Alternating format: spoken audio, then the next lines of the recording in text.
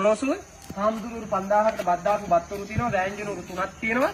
හාමුදුරන්ට දානේ හදපු මුළු තැන්ගේ තියෙනවා. ඒකේ අවුරුදු 2000කට ආසන්න උයන්න තියන්න ගෙනාපු උපකරණ තියෙනවා. ඒතර මේ තියෙන පැරණි මොරලෝසුව මෙන්න මේකෙන් තමයි අර දානේ ගන්න වෙලාව බලලා තියෙන්නේ. මම බලපු ආකාරය කියලා දෙන්න.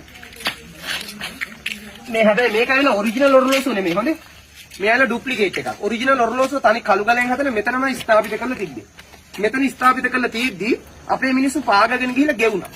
දැන් ඒක ඔරිජිනල් එක දැන් ගලවගෙන ගිහිල්ලා මියුසියම් එකේ තියලා තියෙන්නේ. මේ ගහලා තියෙන දැන් අනුරුවක්. ඒ හා සමාන ඩුප්ලිකේට් එකක්. ඔරිජිනල් එක මියුසියම් එකේ තියෙනවා බලන්න පුළුවන්. මම මේකේ වෙලාව බලපු ආකාරය කියලා දෙන්නම්. දැන් අපේ හාමුදුරනේ අපි දන්නනේ හාමුදුර කෙනෙක් ගම 12 වෙනි ඉස්සෙල්ලා දානේ වළඳනවා කියන්නේ. අපිට අද ෆෝන් එකකින් ඔරලෝසුවකින් පුළුවන් වෙලාව බලන්න. අතීතේ ෆෝන් එකක් ඔරලෝසුවක් තිබ්බේ නැහැ වෙලාව බලන්න. දැන් අපි භාවිතා කරන්නේ 24 පැය ඔරලෝසුවන්නේ. අතීතයේ තිබ්බේ අපේ හාමුදුරනේ 24 පැය නෙමෙයි. අතීතයේ තිබ්බේ 60 පැය. අහලා ඇති නේද 60 පැයක් යනවාද කියලා අහන්නේ ගමනක් ගිහින් එන්නේ. මේක පැය 60 ඔරලෝසුව. වෙලාව ගණනය කරපු ආකාරය කියලා දෙන්න. මැද සිතුරක් තියෙනව නේද?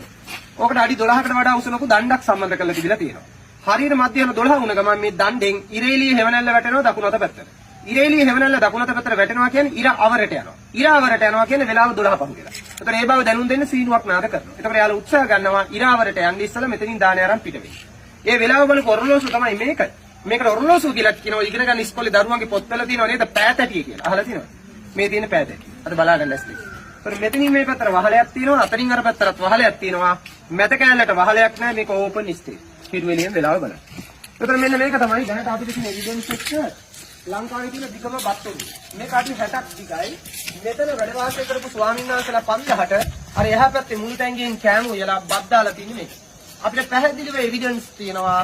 පාහියන් භික්ෂුවගේ දේශන වාර්තාවලත් අතන තියෙන සෙල්ලිපි දෙකේ හාමුදුරුවෝ 5000කට මේකට බත් දැම්ම කියලා. ඒ හින්දා අපි ඒක මේ ළඟදි චෙක් කරා. අපි ගෙනාවා මෙතනට පාත්‍ර 5000. ගෙනල්ලා අපි දන්නවා ස්වාමීන් වහන්සේ නම පාත්‍රයේ දානේ වළඳන ප්‍රමාණය. ඒ ප්‍රමාණයට වෙන්න අපි ගෙනාපු පාත්‍ර 5000ටම අපි පිරෙව්වා වැලි. වැලි පුරවලා මේ පාත්‍ර 5000ෙම වැලි දැම්ම මේ බත්. හරියටම පාත්‍ර 5000කම වැලි ඕනි කටපිට. ඒකෝර ඒ තියෙන එවිඩන්ස් 100%ක් නෙවෙයි. ඊට වඩා වැදගත් දේ තමයි මේ බත් ඔරුවේ ඇතුළට තඹ තහඩු ගහලා තිබිලා තියෙනවා. සුද්ධ පවිත්‍ර කරන්න ලේසියටයි බත් වල තියෙන රස්නේ ගතිය අඩු වෙන එක වළක්වා ගන්න. පැහැදිලි. ඔහොම වෙන්න.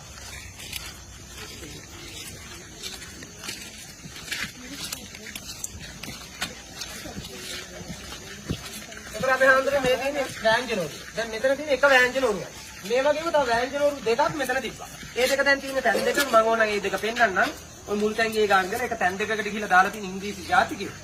ඒ වෑංජනෝරු දෙකයි මේ වෑංජනෝරුයි වෑංජනෝරු තුනයි. හැමදාම හාමුදුරුවෝ 5000කට බත්තු වෙලා හැමදාම වෑංජන තුනක් හදලා තියෙනවා. මේක දෛනිකව කරලා තියෙනවා.